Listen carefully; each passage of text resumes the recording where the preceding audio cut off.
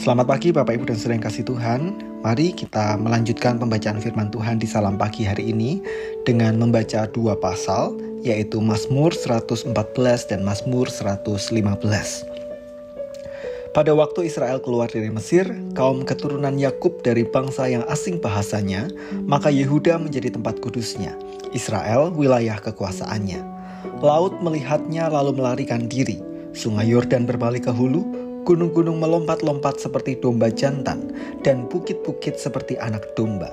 Ada apa, hai laut, sehingga engkau melarikan diri? Hai sungai Yordan, sehingga engkau berbalik ke hulu?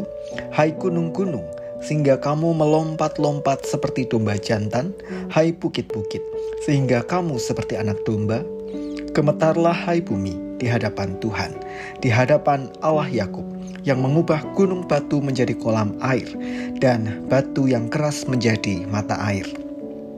Bukan kepada kami ya Tuhan, bukan kepada kami, tetapi kepada nama-Mu lah beri kemuliaan oleh karena kasih-Mu dan oleh karena setia-Mu. Mengapa bangsa-bangsa akan berkata, di mana Allah mereka? Allah kita di sorga, yang melakukan apa yang dikehendakinya. Berhala-berhala mereka adalah perak dan emas buatan tangan manusia, mempunyai mulut tetapi tidak dapat berkata-kata, mempunyai mata tetapi tidak dapat melihat, mempunyai telinga tetapi tidak dapat mendengar, mempunyai hidung tetapi tidak dapat mencium, mempunyai tangan tetapi tidak dapat meraba-raba, mempunyai kaki tetapi tidak dapat berjalan, dan tidak dapat memberi suara dengan kerongkongannya.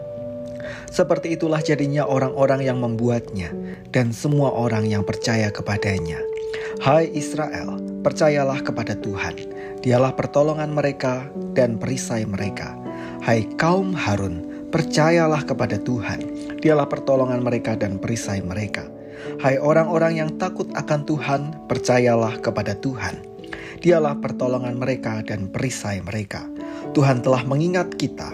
Ia akan memberkati kaum Israel, memberkati kaum Harun. Memberkati orang-orang yang takut akan Tuhan, baik yang kecil maupun yang besar. Kiranya Tuhan memberi pertambahan kepada kamu dan kepada anak-anakmu. Diberkatilah kamu oleh Tuhan yang menjadikan langit dan bumi. Langit itu langit kepunyaan Tuhan, dan bumi itu telah diberikannya kepada anak-anak manusia. Bukan orang-orang mati akan memuji-muji Tuhan, dan bukan semua orang yang turun ke tempat sunyi, tetapi kita akan memuji Tuhan sekarang ini dan sampai selama-lamanya. Haleluya. Mujizat dan kemuliaan Tuhan. Bapak Ibu dan Saudara yang kasih Tuhan, pernahkah kita mengalami mujizat dari Tuhan? Barangkali kalau kita merenungkan, ada banyak peristiwa yang terjadi dalam hidup kita, dan itu semua tidak mungkin terjadi kalau bukan karena karya Tuhan. Dan itulah yang kita sebut dengan mujizat. Ada kalanya kita tidak menyadari bahwa apa yang kita alami merupakan mujizat Tuhan, karena mungkin selama ini kita berpandangan yang disebut dengan mujizat adalah sebuah peristiwa besar. Namun demikian, ada banyak peristiwa-peristiwa sederhana, peristiwa-peristiwa kecil yang kalau kita renungkan, semuanya itu tidak akan terjadi tanpa pertolongan Tuhan.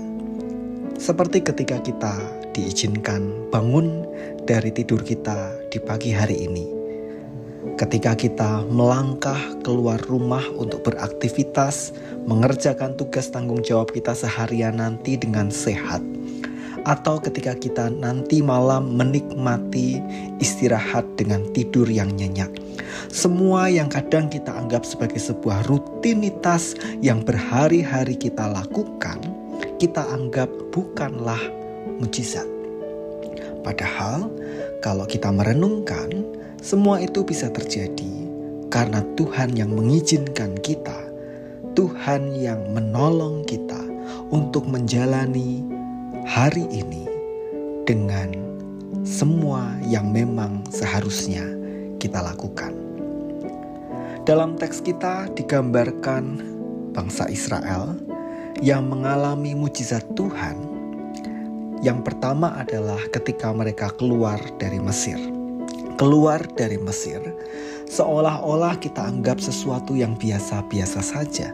Namun demikian, ketika itu terjadi, momen tersebut menjadi momen di mana Tuhan berkarya bagi umat pilihannya.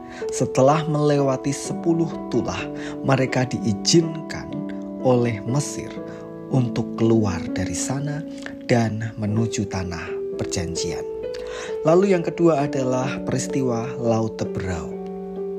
Ketika mereka terhimpit oleh kejaran pasukan Mesir, sedangkan di depan mereka ada Laut Teberau, Tuhan berkarya melalui Musa.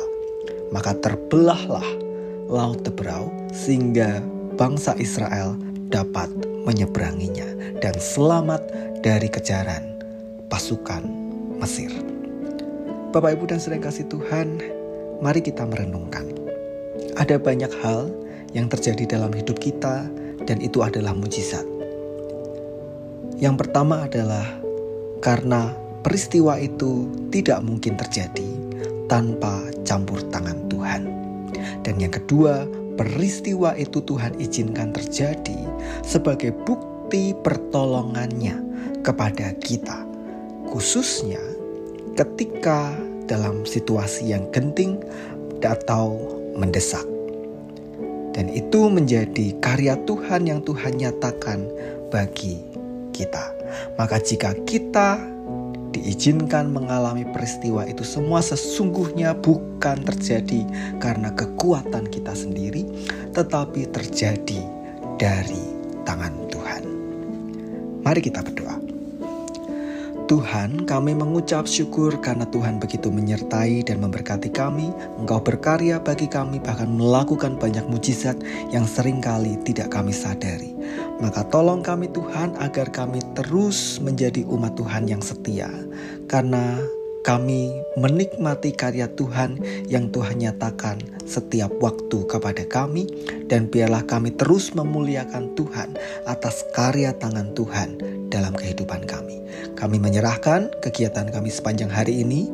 Kiranya Tuhan menjagai, menolong kami, dan memberkati. Di dalam nama Tuhan Yesus kami berdoa. Amin.